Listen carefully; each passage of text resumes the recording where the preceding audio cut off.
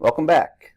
Last week, or last class I should say, we spent a little time reviewing what we've learned in Excel. Remember, I wanted to pump the brakes a little bit just to make sure that everyone's on board and caught up and the questions were limited before we jump into the next part of Excel, which is pivot tables.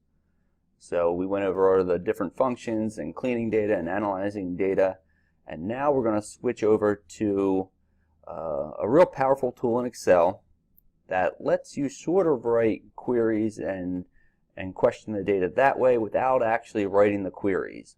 So it's sort of a drag and drop method of writing queries that a lot of folks find pretty useful. And this tool is called a pivot table in Excel. Any of y'all ever use a pivot table or hear of a pivot table? Well, we'll dive into them today, likely a little bit next class as well, before we have a review for our Excel test and then take the Excel test just in a couple classes. So, I reposted the Excel file called incident_2018. So grab that file, throw it into today's folder, make a copy of it with the original, yada yada yada. Open up the incident 2018 file, and I'll do that right now, and you'll see that it will look pretty familiar. Here we go.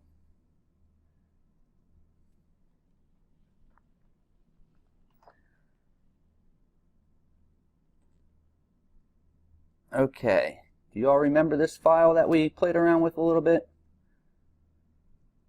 This was a Excel document of around 94,000 records from Charlotte-Mecklenburg's Police Department in 2018, and it lists all the reported crime that CMPD responded to that year. And in the previous class, remember, we concatenated the final address, we broke apart the offense date and then concatenated that.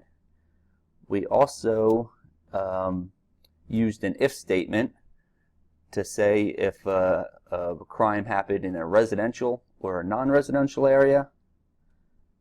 And then we did a date diff statement to see how long it took CMPD to close a case. And I think we did one other thing, and we did another if statement to say if property that was stolen, if it was worth more or less than $100. And just to check out the data again, feel free to scroll around or down and make sure that you have 94,000 records, give or take. And you can delete this one last field at the end. It was where we had our totals. We don't need that this time, so I'm going to delete that field, or that row I should say. And 94,171 total rows. Of course, subtract 1 for the header. So this is our data. And today we're going to learn pivot tables. Now, what are pivot tables? Pivot tables are a program in Excel that lets you summarize and run some calculations off your data, off selected columns and rows in your data. Now, you can do this without writing code, and you can do it without ever changing your original file, which is great. So it's a really powerful tool. It's sort of like what the next thing we'll learn, structured query language, can do, but without typing out pretty intricate code. So this is usually a beginning step for data reporters to sort of get them hooked. So what we'll do is we'll come up with, think about this scenario. Say you're a reporter in Charlotte, like myself, and you get a tip that there have been a ton of vehicle thefts and vehicle break-ins and parts stolen from vehicles in the county, you know, and the caller called in and said that he's never seen it so bad, and you decide as a data reporter to get this data and ask the data questions, to query it for information about vehicle thefts, vehicle break-ins, and parts stolen off vehicles. So that's what we're going to do today. We're going to treat this data just like it's a spokesperson for the police department, and we're going to ask it questions. And like we always do, we're going to type up our findings into a Word document or a Google Doc. So we have essentially data translated into words for potential story. Sound like a plan? Great. So let's get started, okay? Usually my initial functions or my initial pivot tables or my initial queries when I'm looking at data start with what I would call a wide net. I like to cast a wide net. If, for instance, I was looking at crime in Mecklenburg, but I had crime for the entire state, maybe I'd run some functions looking at crime for all North Carolina so I can later compare it to Mecklenburg. So we're going to be looking at vehicle thefts and break-ins, but for the heck of it, let's see how all types of crime happen in Mecklenburg. So we're going to create a pivot table, and to do that, here are the steps. Click anywhere in your data. So I'm clicking on A2. And then go to Insert, and then on the left-hand side, Pivot Table. And you can see what this says. It says, I'm going to select this range. And you can scroll around down to the data, but you see the little moving bar, how it's highlighted, just like it's being copied. And you can scroll all the way down, and you can see that Excel is copying all your data. So it has my big block of data getting ready to be copied. I'm scrolling back up to the top. And then it says, I'm going to put this new data into a new worksheet. So I'm not going to touch the original one or the existing one. I'm not going to paste over it. I'm going to copy this data and I'm going to put it into a new worksheet, and that's exactly what we want. So you get this box, just click OK. And you get a kind of funky screen like this. You get a blank pivot table off to the left, right here. And then on the right, you get your pivot table fields. And you'll notice that your pivot table fields are actually the fields of the headers of the fields in our data. Remember, we created the full address, the offense date final.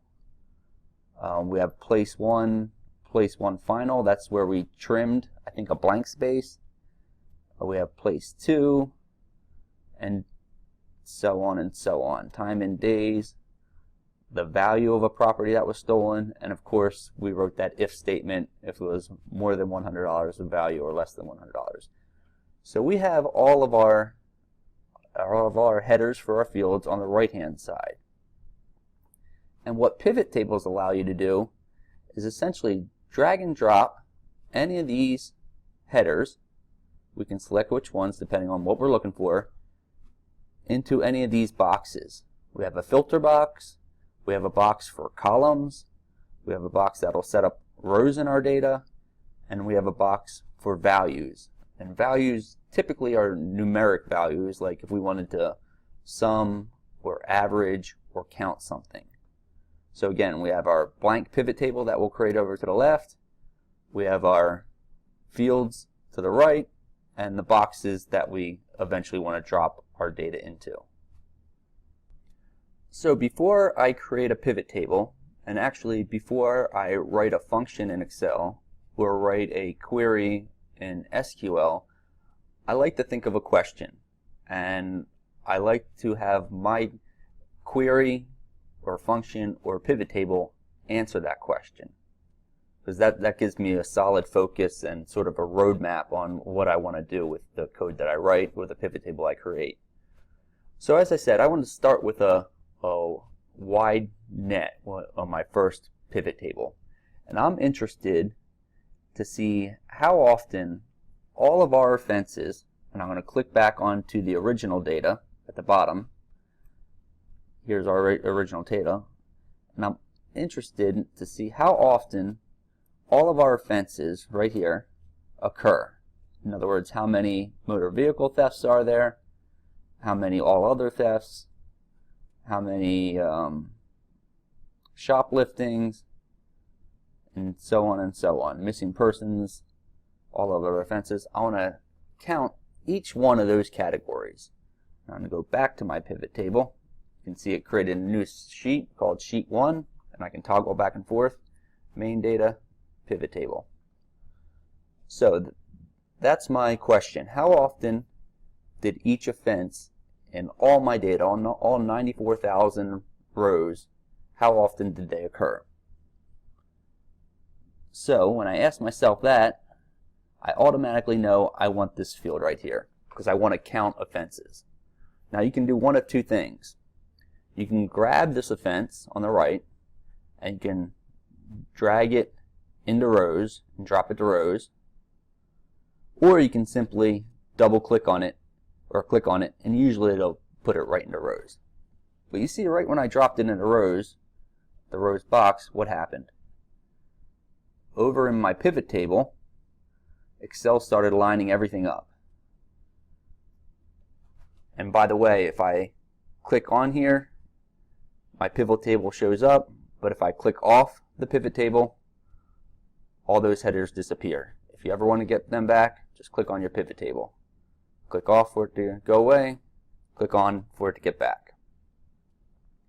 So, by dropping the offenses into rows, I'm telling Excel to, okay, show me a list of every offense in my main data.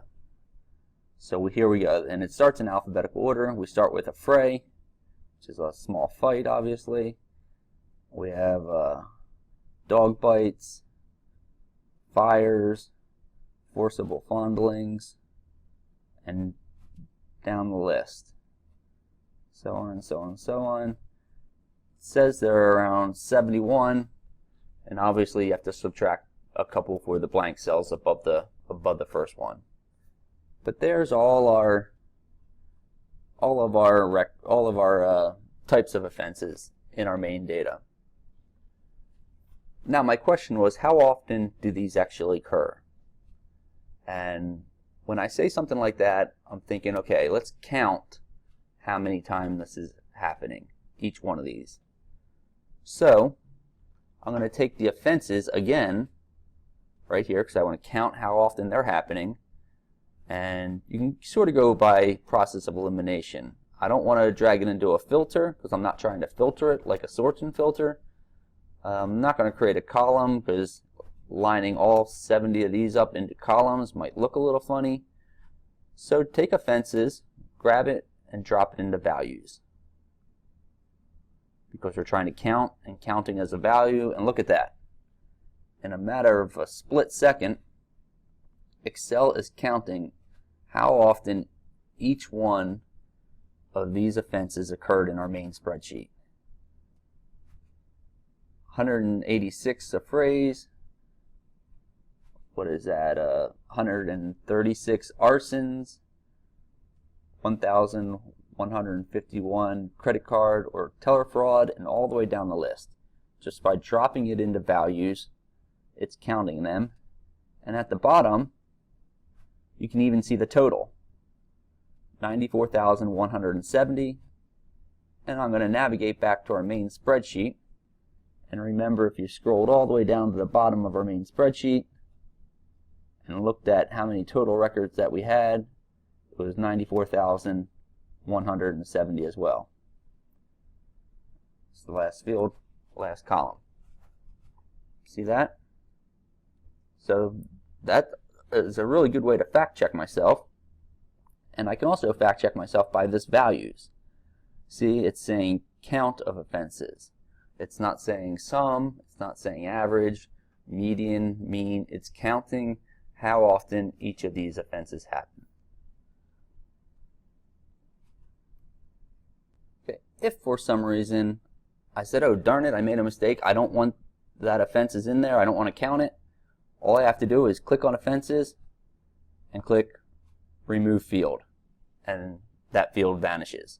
Okay, so it's nothing to be afraid of. You can play around with this. You can drop the offenses in columns, and we'll see what we get. Doesn't look like we get anything substantial, so I know that's wrong. I'm going to remove that from columns. And I can drop offenses back into rows. I'm going to drop it into a filter. That doesn't look very good, so I'm going to drop it back into filters and back into rows. So when you do your data, you can play around with it, and you can see what looks right, what looks wrong, just by sort of eyeballing it. But if you haven't already, put offenses into rows and back into values, and we have it counted. And if you haven't already, you may have accidentally, or maybe on purpose, double-clicked on your data. Do that now. Anywhere in your data, just double-click, and you get that. Now what this is doing is reading where I just clicked in my data. And if I scroll over, I must have clicked on assisting prostitution. So it's grabbing the data and it's putting it into a new spreadsheet, and I have my pivot table here. Yep. See that? So if you double click on it and something weird pops up like that, maybe you want to keep it, maybe you don't. In this case, I want to delete those records, so I'm going to delete this whole tab.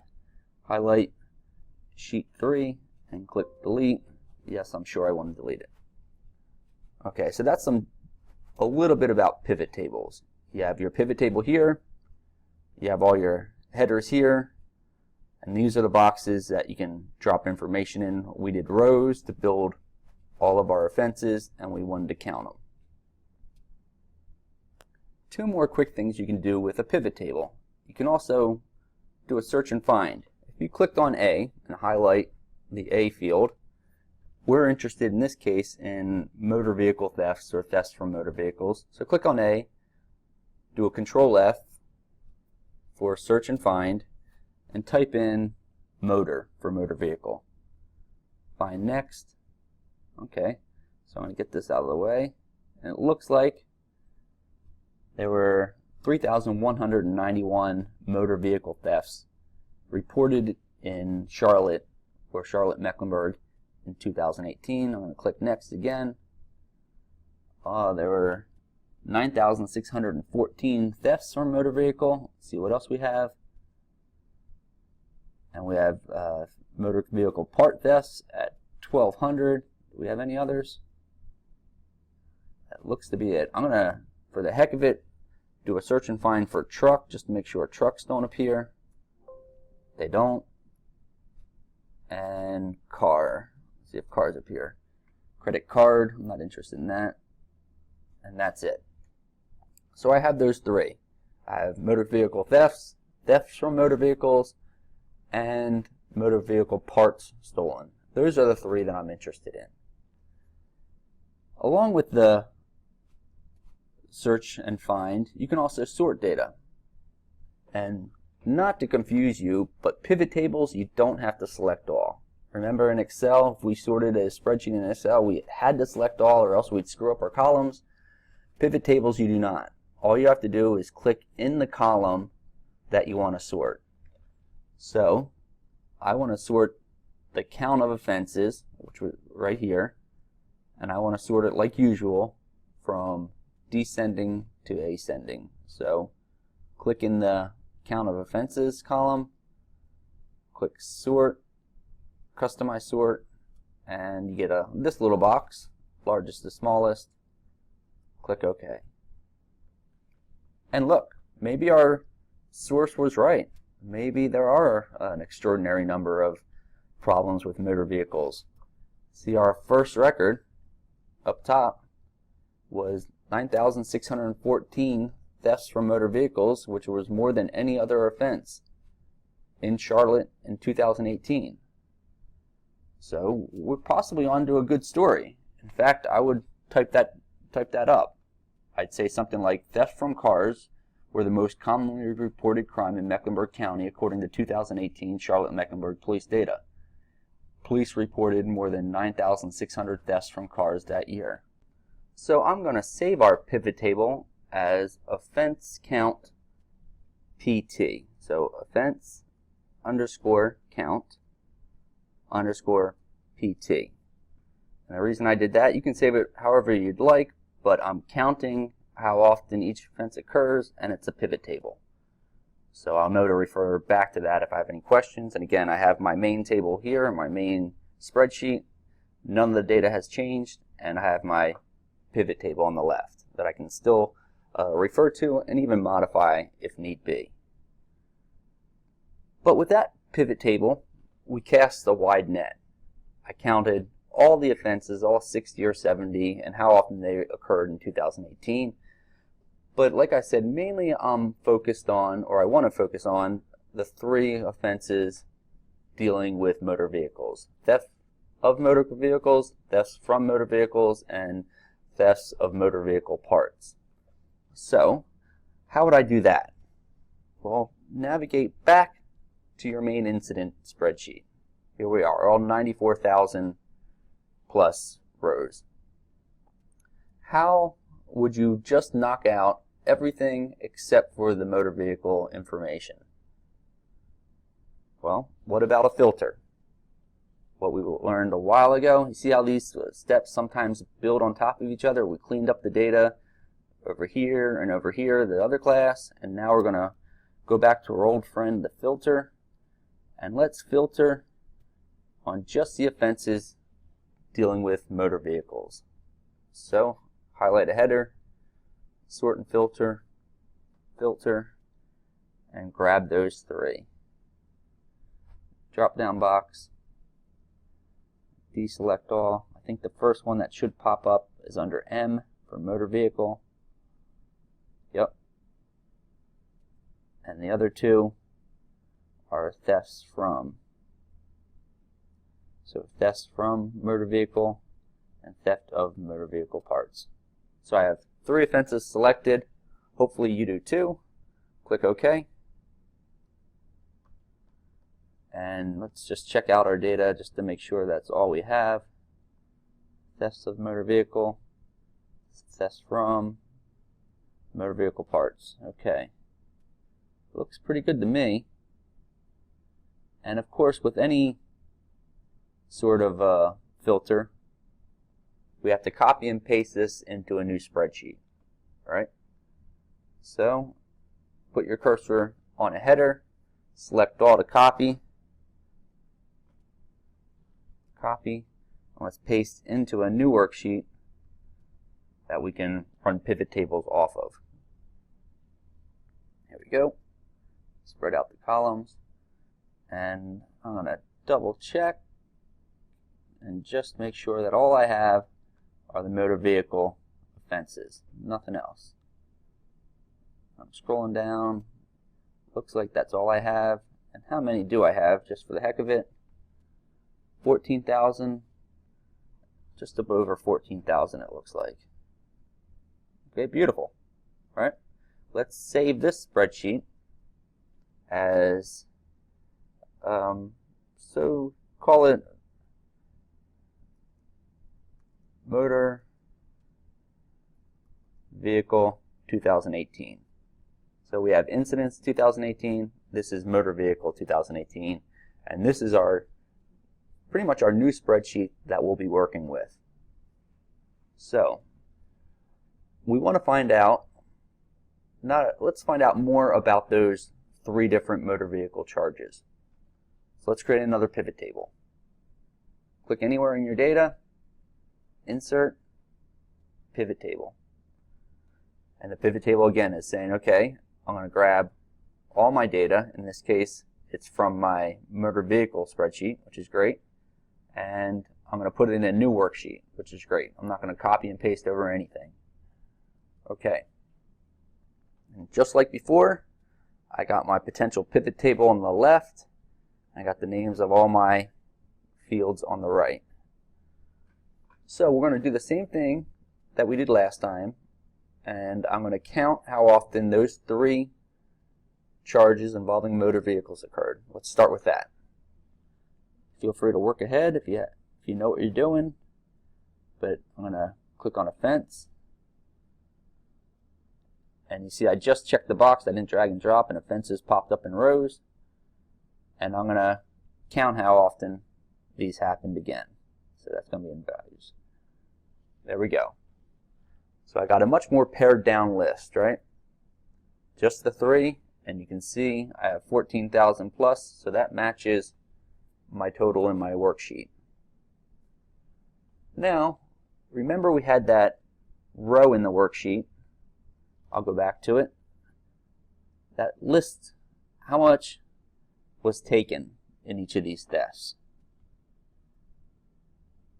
Let me see if I can find it. We have this value right here. This theft, it was a theft of a car valued at estimated $20,000.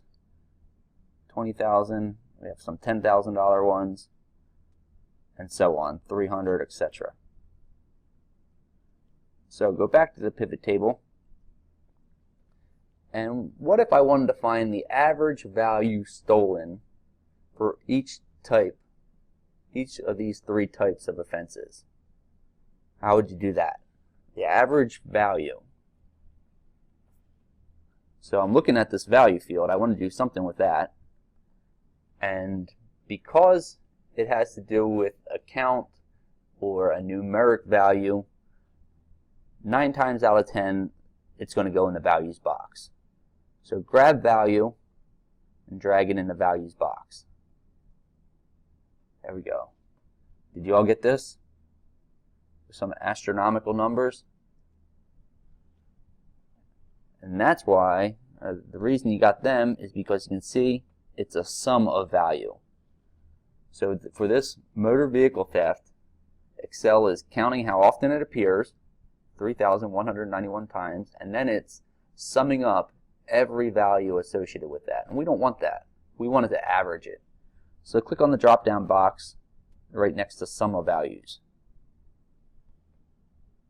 Then click on valued field setting. And you can see how sum is highlighted. We don't want to count it, but average sounds good. And just FYI, you can also find the max, the min, and standard deviation, which is a statistical term, and so on. Bunch of stat stuff in here. But we're interested in the average value taken for each of these offenses. So click OK. Better, right? This one is 14,266. That one's 117. But let's make it a little bit better and touch it up by highlighting C and turn it into a currency. So highlight C, go to your format, turn it into currency just like we've done before, and that's much better. So that I can look at real quickly and understand. I can see that motor vehicle thefts, there are 3,191, and the average value of motor vehicle thefts in Charlotte in 2018 was $14,266. Perfect. You know, in fact, I'd write something like that down. I'd say, on average, stolen vehicles were worth more than $14,000, data show. Property taken from vehicles, right here, was worth around $117, the observer found. So that's the second pivot table, and let's name that one while we're at it so we have it for later. And I'm going to name it Motor Vehicle Count PT. Name it whatever you want, but just something that you can recognize if you're looking at it. So motor vehicle, and I'm counting them. So count, and then it's a pivot table, so PT. And I have obviously my motor vehicle spreadsheet over here. So is this making sense a little bit? How to drag and drop and play around with it. And if something looks fishy, it probably is. So try dragging and dropping into another box. But you'll get the hang of it. So let's try a third pivot table. Okay? So I'm going to click back on to my Motor Vehicle 2018 spreadsheet. And remember when I said, usually when I create pivot tables or write functions in Excel or structured query language in a database manager, I like to ask myself questions so I can try to find out the answer. So I'm thinking of the question, where did thefts involving cars happen the most? And I think we can get a halfway decent understanding by using that residential field that we created in the previous class. Remember, we did that if statement and we labeled if a place was residential or not residential. So let's try running a pivot table from our motor vehicle data to see where most of these thefts happened. Click anywhere in your data. You guys are experts at this already, I'm sure. Insert, pivot table. This is all perfect. Click pivot table. So I'm interested in the residential aspect. Did these happen on commercial properties or residential properties? So I'm going to drop and drag, I should say, residential into rows. Okay, so that pops up, not residential and residential. And remember, the universe I'm dealing with are just my motor vehicle thefts, no other data. So I'm going to take residential and drop it into values. And there we go. Again, we get that 14,029, so that means I'm counting all my records, which is great. It makes me feel good when I see something like that. And it looks like commercial properties, or industrial, happened around 5,729 times, but most problems with motor vehicle thefts happened at residential properties, 8,300. But let's build on this just a little bit. Let's find out what percent happened on residential compared to not residential. You guys remember how to do that? Write a percent formula. What about this?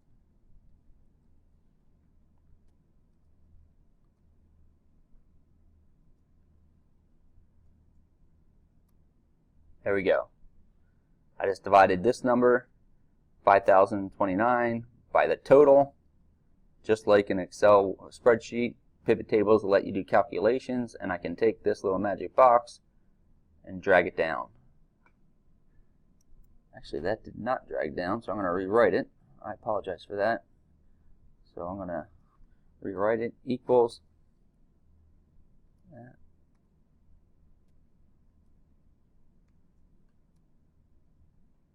There we go. So I'm going to click back in my pivot table and bring up the boxes on the right.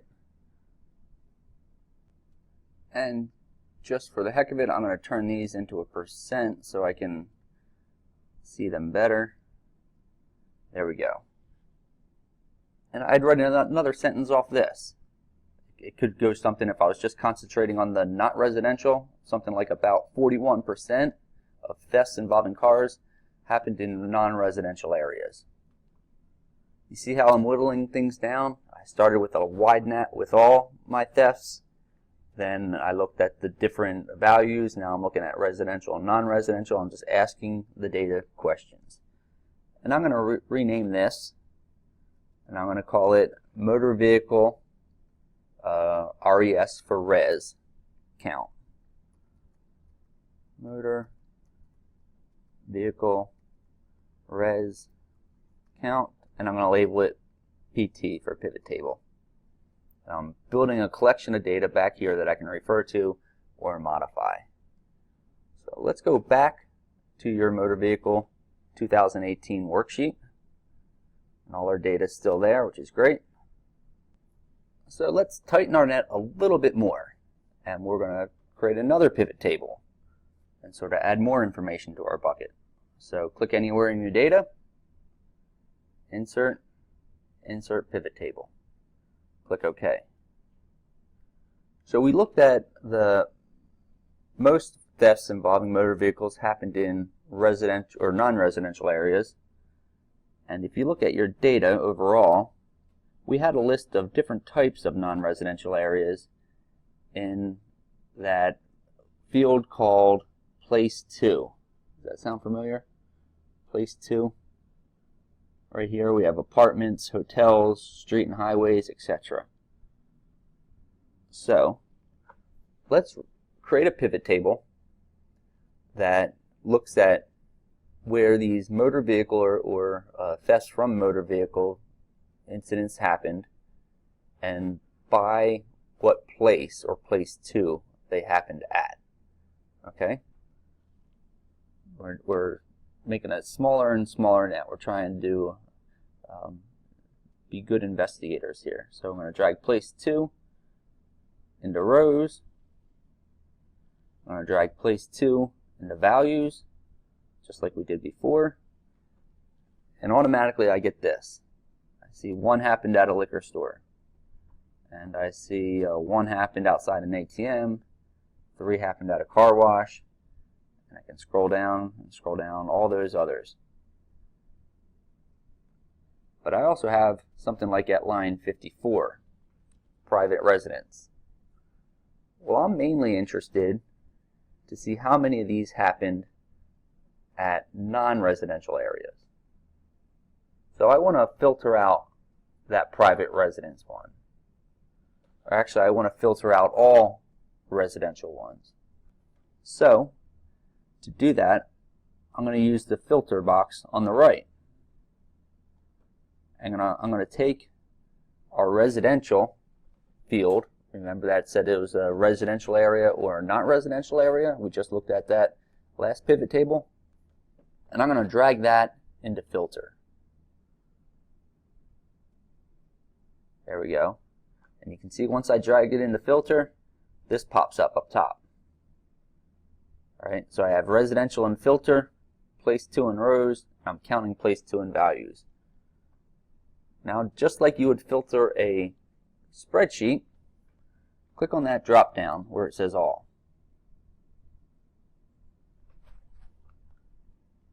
Now I can click, do I just want not residential ones or do I want residential? And I'm only interested in not residential for this story. So I click on not residential and click OK. Now numbers change. Let me see what my bottom total is. See that? I only have 5,729.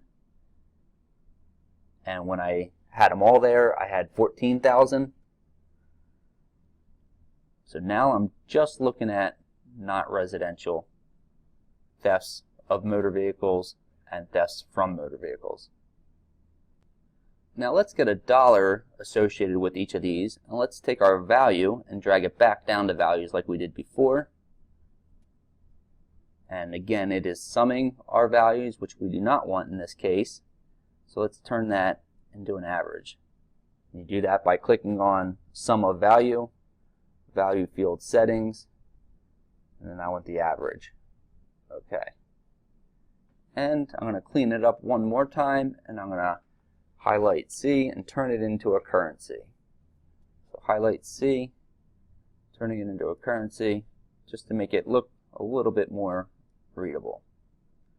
So it looks like that ABC liquor store had 1 motor vehicle theft, or likely, because it was valued at $20,000. And remember, if I ever wanted to see the data behind it, like the auto parts service center thefts, I can double click anywhere in the data and I can bring that up. See? There are all my auto parts. I'm going to delete this sheet. I just wanted to show you that. Delete. And I'm back to my pivot table. And like usual, I'm interested to see where in these more narrowed down places, minus the residential, where did most car thefts or thefts from cars happen. That's what my story is looking at. So I'm going to sort it. And remember, for pivot tables, you don't need to select all. Just click anywhere in the column that you want. And sort, custom sort, largest to smallest. Okay. Looks like street and highways. So cars were burglarized most often on the street. It makes sense. 966 times, and they average $3,815. Now that not only involve cars that were physically stolen, which would obviously have a high price tag, but also cars that were broken into and had a cell phone or something like that stolen. So I'd write a sentence sort of like this. Roadsides were the most common place for cars to get stolen or broken into, data show, followed by commercial lots and hotels. Now remember, in one of the earlier classes I said you don't always need to use numbers in your data reporting. Sure, I could have said 966 or close to 1,000, but just saying that this was the most common place where these crimes happened, I think that would be enough. So I am going to save this one and move on to our spreadsheet once again. We'll write another pivot table. I'm going to save this one as motor vehicle not res count.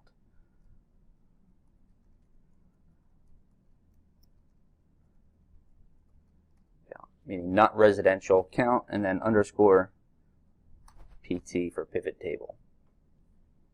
Okay, let's do another one.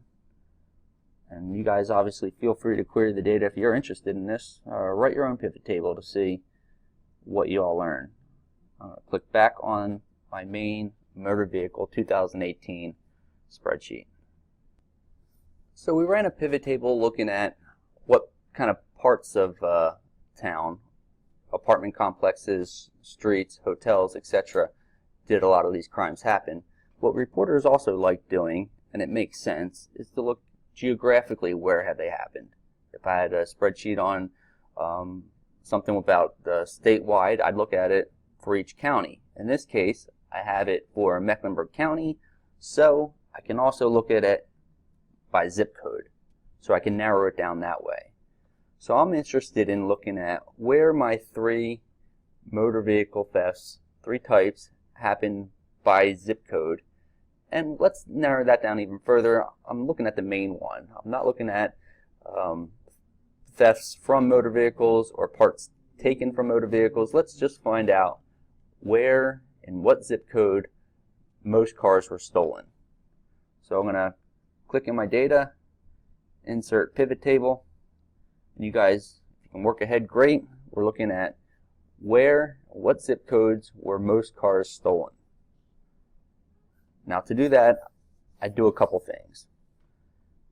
Since we're just looking at cars stolen, I need to first drag a fence into my rows. And you can do this out of order. You can drag zip codes down there first, that's fine, but I'm going to start with offenses, and I have my 3 types of offenses. And I'm only interested in motor vehicle thefts. I want to get rid of thefts from and thefts of.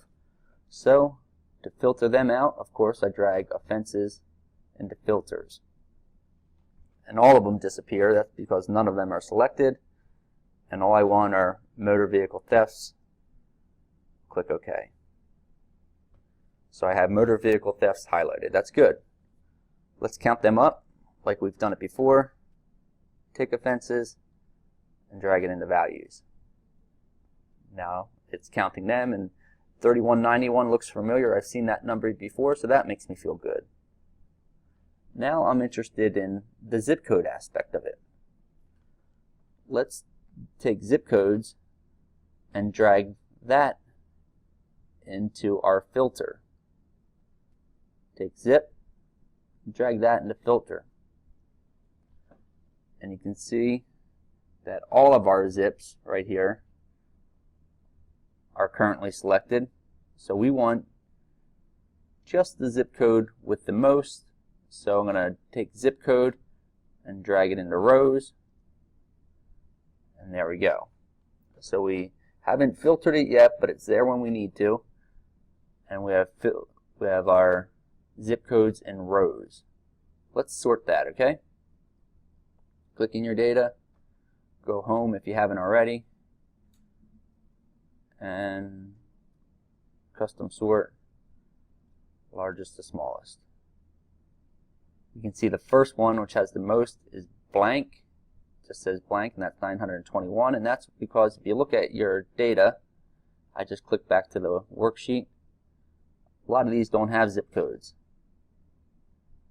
So that would be a footnote in our data. We'd have to say that the data were incomplete, but it's also good to look at anyway because it might be telling. So I'm back at my data, and I can see 28208 had 247 motor vehicle thefts.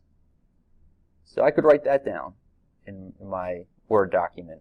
Something like nearly 250 cars were stolen from the West Charlotte zip code of 28208. No other zip code had more motor vehicles thefts. And I know it's the West Charlotte zip code, one, because I'm familiar with them, but two, you can bring up a map, and I'll show you what a map of Charlotte's zip codes look like.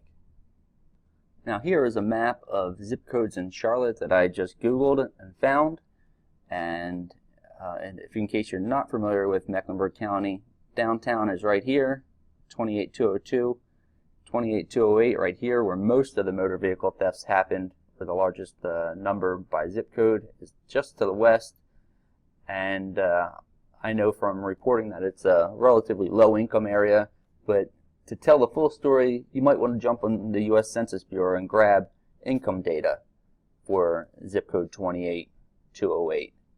But again, that's Mecklenburg County zip codes, and let's get back to our data. So there it was, nearly 250 motor vehicle thefts in the zip code 28208, and let's save this pivot table, and I'd save it as motor vehicle underscore zip underscore PT for pivot table. Now let's take 2 seconds to review. We started out by looking at all offenses, and then we narrowed it down to the 3 involving motor vehicles, and then we looked at residential and non-residential, and then we looked at what type of not residential, whether it's on the street or at a hotel or a parking lot. Then we looked at it as a zip code. So we started out wide, and I'm slowly building a funnel. And what is smaller than zip code in our data? Here's our data again. What about address? That's as granular as we can get with our data here. So let's write one more pivot table, and let's see if by chance there are any addresses that have had multiple vehicle thefts. So do that if you can, follow along if you need to. Creating a new pivot table, and I'm just interested in motor vehicle thefts. So I have to drag offenses into rows and then filter it. Because I have all 3, I'm just interested in motor vehicle thefts. And I'm going to filter it just on motor vehicles. And I'm going to drag offenses into values. There we go. So I'm back to where I was last time, and rather than looking at zip code, I'm interested in the addresses. In this case, the full address that we concatenated in the previous class. I'm going to take full address, and let's see how it looks when I drag it into rows. There we go. Looks like I have a bunch of addresses here, which makes sense, right? Because they're not all stolen from one address, of course. How many do I have, give or take? Well, give or take 2,900. Right. Now let's find out which one had the most. How do we do that? Of course, we do a sort. Go home if you aren't there already. Sort. Custom sort. Largest to smallest. Again, I don't have to select everything. Just click in the column you want. Click OK. Wow, that's interesting. Look at that first one. 5489 Josh Birmingham Parkway in Charlotte, 28208, right where we identified earlier, had 21 cars stolen last year. Much more than the second place, which was 210 East Trade Street, which is in downtown Charlotte. So that would be a good sentence. More than 21 cars were stolen from the 5400 block of John Birmingham Parkway data show. No other address had more vehicle thefts. And for the heck of it, you can Google 5400 block Josh Birmingham Parkway, and let's try doing that just to see if we find out any more information. Okay, we're looking at 5489 Josh Birmingham Parkway. Make sure it's in Charlotte. Looks like it's a rent-a-car or a parking deck, hourly parking deck and rental car facility right next to the Charlotte Airport, Charlotte Douglas Airport. So that could be a part of the story as well. That just takes a little bit extra digging. Obviously it's not in the data, but we have the address, we have Google. Google knows everything. Plug it in and see what you find. I'm back at my pivot table, and I'm going to wrap it up by saving it as motor vehicle address pivot table. I'm going to save it, which I should have been doing all along, just to make sure I don't lose anything. File, save as, browse to the right spot, and save. Okay. And I'm going to go back to the data.